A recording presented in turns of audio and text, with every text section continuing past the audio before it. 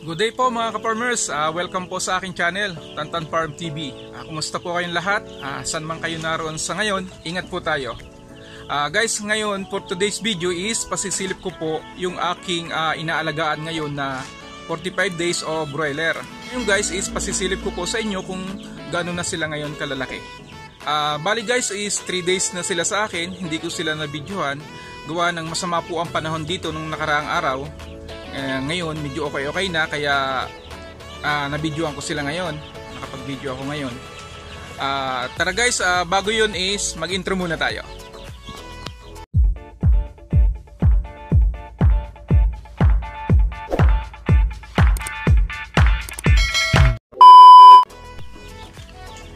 Ito na po yung aking mga broiler o 45 days. Nasa 3 days na po sila ngayon. At malulusog naman sila. Meron lang akong isang mortality na talagang naipit siya, namatay siya nung nakaraan dahil napagyapakan siya ng mga kasama niya. Nasa 200 heads to lahat guys. Ayan. Medyo malulusog na sila ngayon. Malalakas na rin kumain. At the same time is nakaka-recover na talaga sila guys. Yan po.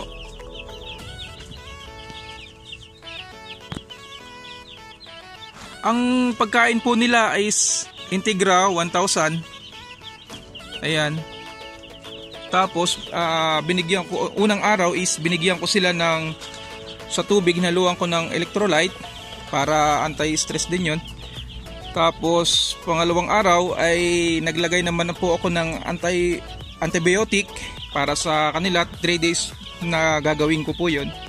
Pagkatapos nun tubig 2 araw, tapos Betmin Pro na, vitamins na po. Ayan, yun lang po yung ano ko,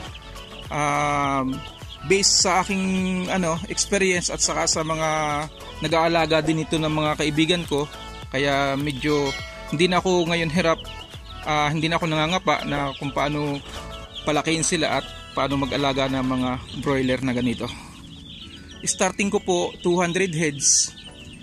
Ganito lang muna para masubukan ko po kung mag-click siya at kung paano ang tamang pag-aalaga po nito. Yun lang po guys, at salamat po sa inyong panonood. I-update ko na lang po kayo sa sunod na araw kung ganun na sila kalalaki ulit.